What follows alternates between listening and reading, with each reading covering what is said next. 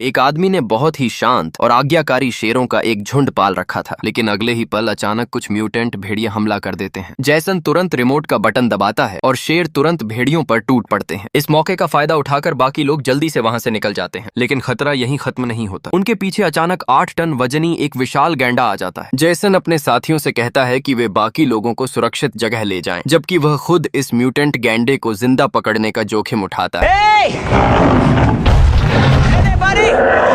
गैंडा उसे चुनौती देता देख गुस्से में उसकी ओर दौड़ पड़ता है।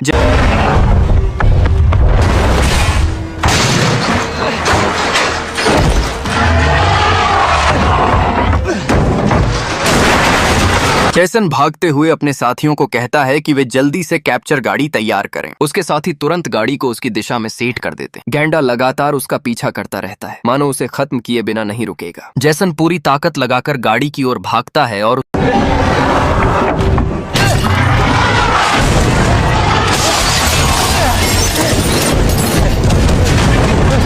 उसके साथी सही समय पर गाड़ी का दरवाजा बंद करके गैंडे को कैद कर लेते हैं। बचने के बाद जैसन गैंडे के पीछे जाकर एक इंजेक्शन से उसका खून निकालता है, क्योंकि इस तरह के मिश्रित हाइब्रिड जानवर उन्होंने पहली बार देखे थे। वह ड्रोन की मदद से खून को रिसर्च के लिए भेजता है, लेकिन अजीब घटनाएं यहीं खत्म नहीं होती। सिर्फ एक टेस्ट ट्यूब खून से ही अचानक एक भ्रूण बन जाता है और ट्यूब को तोड़ देता है। यह देखकर वैज्ञानिक लाओ हेई भी डर जाता है। असल में जानवरों के म्यूटेशन के बाद एक स्पेशल टीम ने बहुत मुश्किलों और क्लोइव मॉर्गन जैसे 2 बड़े साथियों की कुर्बानी के बाद एक इलाज एंटीडोट तैयार किया। साथ ही यह भी पता चलता है कि जैसन के पिता मरे नहीं थे, बल्कि गैस्टोन और शेफर्ड नाम के एक संगठन के साथ एक द्वीप पर म्यूटेंट जानवरों पर रिसर्च कर रहे थे। जब उस द्वीप से हजारों कबूतरों के जरिए एंटीडोट पूरी दुनिया में फैलाया गया तो जानवरों का म्यूटेशन तो खत्म हो गया, लेकिन इसका एक भयानक साइड इफेक्ट हुआ। पूरी मानव जाति बांझ निष्क्रिय हो गई। 10 साल तक कोई भी बच्चा पैदा नहीं हुआ। इसी बीच एक एनिमल डिफेंस टीम एक पुराने खंडहर में पहुंचती है, जहां उन्हें एक बड़े कांच के टैंक में एक आदमी मिलता है। वह कोई और नहीं बल्कि वही प्रतिभाशाली वैज्ञानिक मॉर्गन है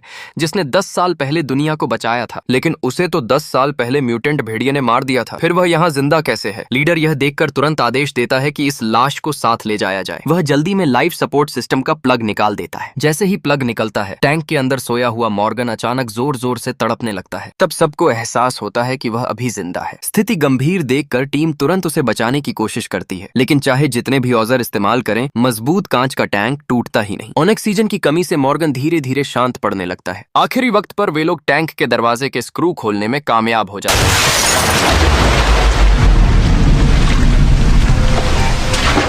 बाहर निकलने के बाद मॉर्गन बिल्कुल बेहोश होकर जमीन पर गिर जाता है। वे तुरंत उसे सेंसर लगाते हैं और एड्रेनालिन का इंजेक्शन देते हैं, लेकिन उसकी हार्ट रेट और ब्लड प्रेशर लगातार गिरते जाते हैं। मजबूरी में टीम हाई वोल्टेज शॉक देती है। जब उसका दिल पूरी तरह रुक जाता है, तभी अचानक वह मुंह से पानी उगलता है और फिर से जिंदा हो जाता है। उसे एक सीक्रेट बेस में ले जाया जाता है। 10 साल तक सोए रहने के कारण कभी जीनियस रहा मॉर्गन अब कुछ भी याद नहीं कर पा रहा, जैसे उसे सब भूल गया हो। वह किसी सवाल का जवाब नहीं देता। एक आदमी को लगता है कि शायद वह बोलना भूल गया है, तो वह उसे टेबल थपथपाकर जवाब देना सिखाता है। मॉर्गन घबराया हुआ इधर उधर देखता रहता है, लेकिन कुछ नहीं करता। जब आदमी हार कर जाने लगता है, तभी मॉर्गन अचानक टेबल पर जोर से हाथ मारता है।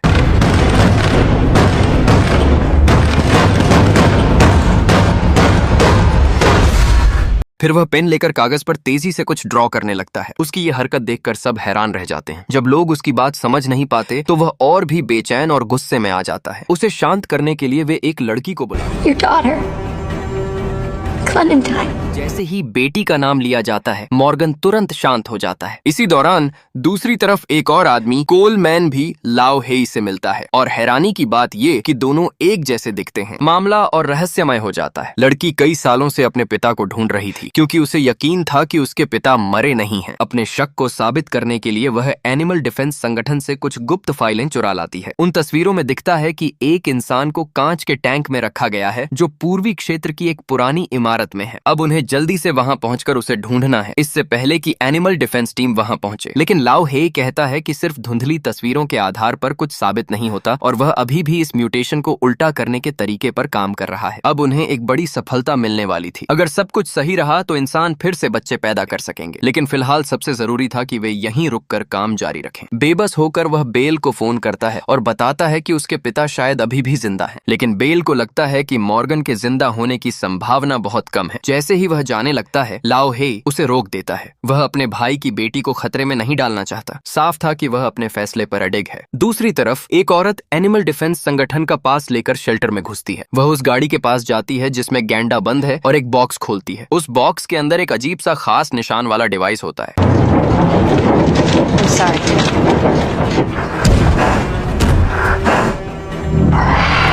कुछ देर बाद वह औरत वहां से निकल जाती है। तभी जैसन उसे रोकने की कोशिश करता है, लेकिन वह बिना जवाब दिए गाड़ी में बैठकर चली जाती है। जैसे ही वह निकलती है, शेल्टर में जोरदार धमाका हो जाता है और वो विशाल गैंडा पल भर में राख बन जाता है। बाद में उन्हें उस औरत का गिरा हुआ एक डिस्क मिलता है। जब वे उसका डीएनए चेक करते हैं तो पता चलता है कि उसका जैसन से खून का रिश्ता है। यह जानकर जैसन हैरान रह जाता है। उसके पिता की एक और बेटी भी है। हालांकि ये म्यूटेंट जानवर एक बड़ा खतरा थे, लेकिन अगर वे उस तत्व को खोज लें जो भ्रूण को बढ़ने में मदद करता है तो शायद इंसानों की संतान पैदा करने की समस्या खत्म हो सकती है। लेकिन उसी भ्रूण की वजह से कई म्यूटेंट भेड़िए वहां आ जाते हैं। वे खिड़की के बाहर खड़े होकर उसे घूरते हैं और लार टपकाते हैं। दोनों तुरंत फैसला करते हैं कि भ्रूण को लेकर वहां से निकलना होगा। हेई मेई बाहर खड़े भेड़ियों पर नजर रखते हुए तैयार रहती है, जबकि लाओ हेई भ्रूण को सुरक्षित करने लगता है। अजीब बात यह थी कि वह भ्रूण जैसे किसी जादू की तरह भेड़ियों को और भी ज्यादा उग्र बना रहा था। वे जोर जोर से खिड़की तोड़ देते हैं, लेकिन जैसे ही लाओ हेई कंटेनर को बंद करता है, भेड़िए अचानक पीछे हट जाते हैं। फिर भी सुरक्षा के लिए वे वहां से निकलने का फैसला करते हैं, लेकिन बाहर अभी भी कुछ भेड़िए मौजूद होते हैं। तभी अचानक वे देखते हैं कि एक भेड़िया चुपके से पीछे आ चुका है। घबराहट में हेई मेई के हाथ से भ्रूण गिर जाता है। लाओ हेई तुरंत उसे उठा लेता है, लेकिन तब तक देर हो चुकी होती है। एक म्यूटेंट भेड़िया झपट्टा मारकर भ्रूण को उठा ले जाता है। दोनों बहुत पछताते हैं, क्योंकि वही भ्रूण इंसानियत की आखिरी उम्मीद था। इधर जैसन और उसकी टीम सैटेलाइट की मदद से एक और विशाल बीस्ट किंग को ढूंढ लेते हैं और तुरंत वहां पहुंचते हैं, लेकिन वहां कुछ भी नहीं होता। चारों तरफ सन्नाटा होता है। तभी अचानक जमीन हिलने लगती है। फिर अचानक जमीन फटती है और एक विशालकाय डरावना पक्षी बाहर निकल आता है। वह उनके वाहन को अपने पंजों में पकड़कर सीधे खाई की ओर उड़ जाता है। अगर वे समय पर भाग न पाते तो शायद सब नीचे गिरकर मर जाते। दूसरी तरफ क्लेमेंटाइन बेल को अपने पिता की टैंक में कैद तस्वीर दिखाती है। तब जाकर बेल को यकीन होता है कि 10 साल पहले मरा हुआ मॉर्गन अभी भी जिंदा है। दोनों सैटेलाइट की मदद से तुरंत उस छोड़ी हुई इमारत का पता लगा लेते हैं। इधर दूसरी क्लेमेंटाइन धीरे धीरे मॉर्गन का भरोसा जीतने लगती है। वह अपने पिता को ढूंढने की अपनी कहानी सुनाती है और साथ ही उससे ब्लू ट्रांसफर प्लान के बारे में पूछती रहती है। लेकिन मॉर्गन का दिमाग ठीक नहीं है। वह बस 79 और 60 ये दो नंबर बार बार दोहराता रहता है। असल में ये वही नंबर हैं जो उसकी बेटी के जन्म के समय उसे मिले चालान फाइन के थे, $79.68। इसके अलावा उसे कुछ भी याद नहीं है। तभी अचानक अलार्म बजने लगता है। कोई उस जगह में घुस चुका होता है। नकली क्लेमेंटाइन तुरंत मॉर्गन को लेकर भागने लगती है, लेकिन सामने असली क्लेमेंटाइन आ जाती है। दोनों आमने सामने आकर लड़ने लगती हैं और एक दूसरे को नकली साबित करने की कोशिश करती हैं। मॉर्गन का दिमाग जैसे फटने लगता है। वह समझ ही नहीं पाता कि सच क्या है। असली क्लेमेंटाइन अपनी पहचान साबित करने के लिए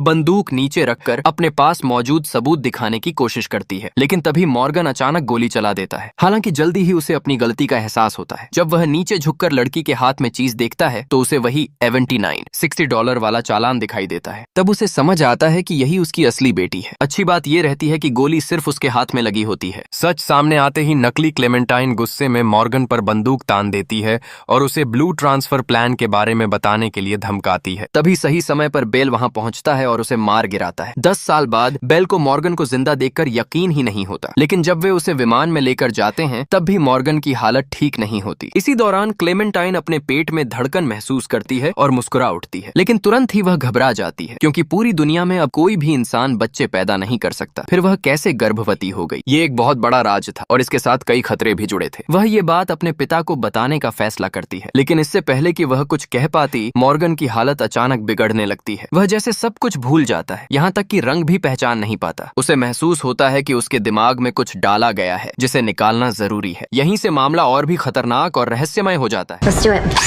Are you really going to perform brain surgery? With that, are you nuts? That is exactly what we need. यह एक इंसानी बनाया हुआ उपकरण था और उसमें अभी भी बिजली चार्ज मौजूद थी। अगर इसे जबरदस्ती निकाला जाता तो दिमाग को गंभीर नुकसान हो सकता था, लेकिन अगर इसे ऐसे ही छोड़ दिया जाता तो यह लगातार दिमाग को प्रभावित करता रहता। Pig, is that like an acronym for something? Like a pig? A pig? Yes, a pig. Oh, any particular kind? Any kind you can get your hands on. इसलिए मॉर्गन ने दोनों से कुछ चीजें लाने को कहा, एक कार बैटरी, एक लॉलीपॉप और एक सुअर। वह नाम को लेकर थोड़ा उलझा हुआ था, लेकिन कह रहा था कि इनमें से कुछ भी काम आ सकता है। Oh, those are for me, for after. जब बेल ने पावर कनेक्ट की तो बिजली के असर से अंदर लगा हुआ डिवाइस दिखाई देने लगा। उस पर बना लोगो देखकर बेल समझ गया कि यह शेफर्ड संगठन का उपकरण है, लेकिन बिना पूरी जानकारी के वह इसे निकालने की हिम्मत नहीं करता। फिर वह विमान में बंदी बनाए गए शेफर्ड के एक आदमी को लाता है ताकि उससे पूछ सके कि यह क्या है। वह आदमी कहता है, मुझे छोड़ दो, मैं सब बता दूंगा। ये सुनकर बेल हल्का सा मुस्कुराता है और सख्ती दिखाते हुए उससे सच बुलवाता है। आखिरकार वह आदमी बताता है कि यह एक माइंड कंट्रोल करने वाला बायोड्राइव डिवाइस है जो ब्लू ट्रांसफर प्लान का हिस्सा है। इस प्लान का मकसद ज्यादा से ज्यादा म्यूटेंट जानवर बनाना है ताकि इंसान कभी दोबारा ताकतवर न बन सके। वह यह भी बताता है कि जिन लोगों से यह डिवाइस निकाला गया वे अपनी याददाश्त खो बैठे और अगर इसे ऐसे ही छोड़ दिया जाए तो मॉर्गन 3 महीने के अंदर मर जाएगा। यह सुनकर मॉर्गन फैसला करता है कि अभी के लिए वह इस डिवाइस को अपने दिमाग में ही रहने देगा क्योंकि उसके पास अभी 3 महीने का समय है। तभी उसे याद आता है कि उसके दिमाग में यह डिवाइस कहाँ लगाया गया था। जेसन तुरंत उस जगह पर जाने का फैसला करता है। दूसरी तरफ जेसन और टॉम सैटेलाइट सिस्टम से उस विशाल पक्षी को ट्रैक कर रहे होते हैं। उन्हें पता चलता है कि वह पक्षी मेक्सिको की तरफ गया है और वहां उन्हें जेसन की बहन भी दिखाई देती है। इससे लगता है कि उस पक्षी के पीछे उसी का हाथ है। दोनों उसे पकड़ने का फैसला करते हैं, लेकिन उन्हें यह नहीं पता होता कि उनकी हर हरकत पर नजर रखी जा रही है। वे दोनों सावधानी से हथियार लेकर एक लकड़ी के घर में घुसते हैं। अंदर जाते ही उन्हें अपना पुराना साथी मिल जाता है। दरअसल यही वह जगह होती है जहां मॉर्गन आना चाहता था। सब एक दूसरे से मिलकर भावुक हो जाते हैं। वह खास टीम जिसने कभी दुनिया को बचाया था फिर से एक साथ आ जाती है। लेकिन तभी जेसन की नजर एक डिवाइस पर पड़ती है। वह बिल्कुल वैसा ही था जैसा उसकी बहन एना ने पहले छोड़ा था। उसी समय एना का फोन आता है। वह कहती है कि यह उसी के लिए एक गिफ्ट है। यह सुनकर जेसन गुस्से में आ जाता है और उसे ढूंढने का फैसला करता है। अचानक वह डिवाइस तेजी से घूमने लगता है और उसके बाद एक तेज डरावनी पक्षी की आवाज सुनाई देती है। जब वे वहां से निकलने की कोशिश करते हैं तो देखते हैं कि बड़ी संख्या में वो डरावने विशाल पक्षी उनकी तरफ तेजी से आ रहे हैं।